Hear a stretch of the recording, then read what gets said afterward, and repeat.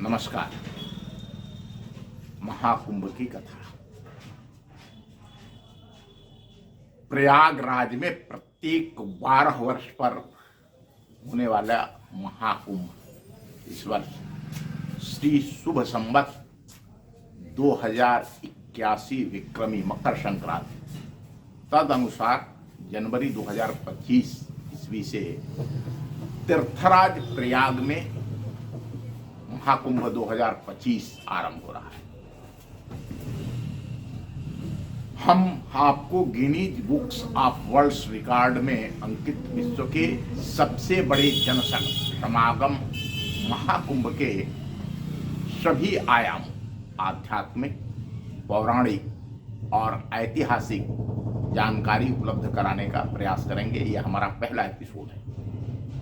आज इसका शुभारंभ हम इसकी उत्पत्ति की कथा से कर रहे हैं। वैदिक सनातन धर्म के ज्योतिष शास्त्र अनुसंधान के अनुसार जिस समय इस निखिल ब्रह्मांड की पृथ्वी से दृश्यमान आकाश गंगा में विद्यमान सूर्य और चंद्रमा ग्रह वृश्चिक राशि में और बृहस्पति ग्रह मेष राशि में प्रवेश करते हैं, तब प्रयागराज में महाकुंभ आयोजित होता है। यह दिन मकर संक्रांति पर्व का दिन होता है। पौराणिक लोकोक्ति कथानक के अनुसार पृथ्वी पर निवास करने वाली सुर असुर जात के मानवों ने मिलकर के सागर मंथन किए थे। इस समुद्र मंथन से कुल 14 रत्न निकले थे और 14वां रत्न अमृत था। इस अमृत को लेकर असुर भागने लगे, जिनका पीछा देवताओं ने किए। इनकी छीना झपटी में अमृत की कुछ बूंदें पृथ्वी के 4 स्थानों प्रयागराज, हरिद्वार, उज्जैन और नासिक में गिर गई थी। इसी घटना को लेकर प्रत्येक 6 वर्ष पर अर्धकुंभ और 12 वर्ष के अंतराल पर महाकुंभ के आयोजन आरंभ हुए थे।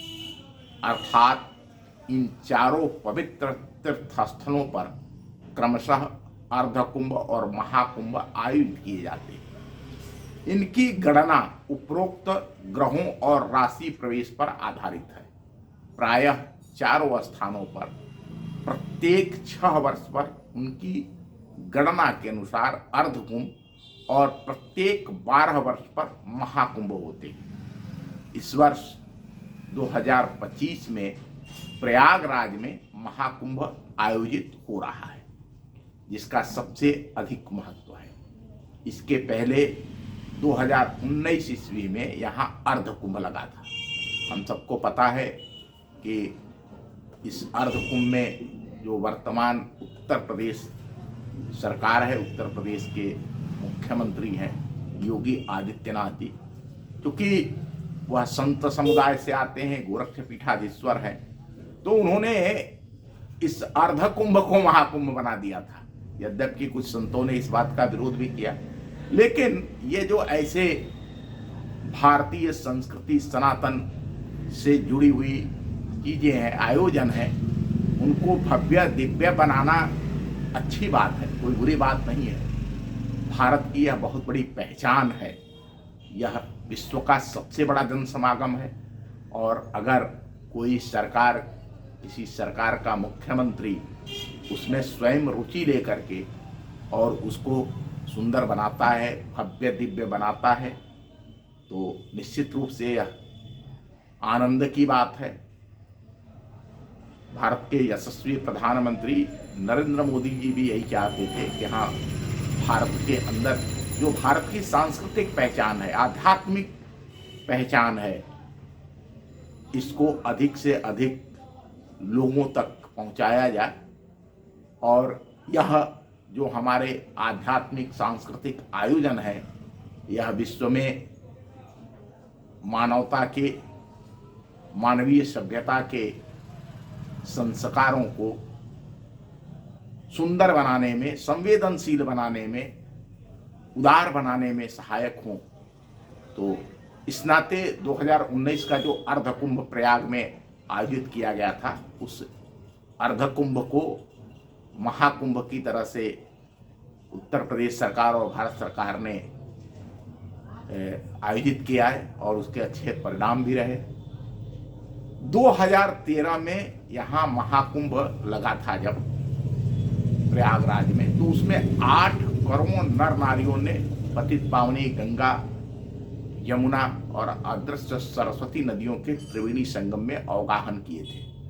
वर्ष 2006 और 2001 में भी प्रयागराज में अर्धकुंभ लगा था। 1989 ईस्वी में प्रयागराज में महाकुंभ का जो आयोजन हुआ था, उस समय इसे Guinness books of world record में विश्व में एक स्थान पर एकत्रित सबसे बड़े जन समागम के रूप में पंजीकृत किया गया था। अब हम सबके बीच जो प्रयागराज का महाकुंभ है 2025 का, वह बहुत सारे वैश्विक नए रिकॉर्ड बनाएगा और एक मोटे अनुमान के अनुसार लगभग 40 करोड़ लोग इस महाकुंभ में पधारने वाले हैं, पुण्य लाभ करने वाले हैं। इस महाकुंभ के विषय में जो सबसे महत्वपूर्ण बात है, आप सोचिए कि इसका कोई प्रचार प्रसार नहीं होता, लेकिन इसके बावजूद भी केवल भारत से ही नहीं तो पूरे विश्व से लोग इस महाकुंभ में आते हैं। यहाँ गंगा और यमुना, इन 2 जलधाराओं को स्पष्ट रूप से देखा जा सकता है। इसे त्रिवेणी संगम कहा जाता है। ऐसा बताया जाता है कि सरस्वती नदी यहाँ अदृश्य रूप से प्रवाहित होती है, इसलिए इसे 3 नदियों के संगम, ऐसे भी जिसे प्रयाग कहा गया, वो प्रयाग नदियों के संगम को रुद्रप्रयाग आपने सुना होगा, देवप्रयाग सुना होगा। इसी प्रकार से यह प्रयाग है जहाँ नदियों का संगम होता है। और यह इतना बड़ा आध्यात्मिक आयोजन है जिस आयोजन का लाभ संपूर्ण विश्व को प्राप्त होता है। यह विश्व का एक ऐसा आयोजन है जहाँ विश्व के प्रत्येक प्राणी, या यह कहा जाए कि इस ब्रह्मांड की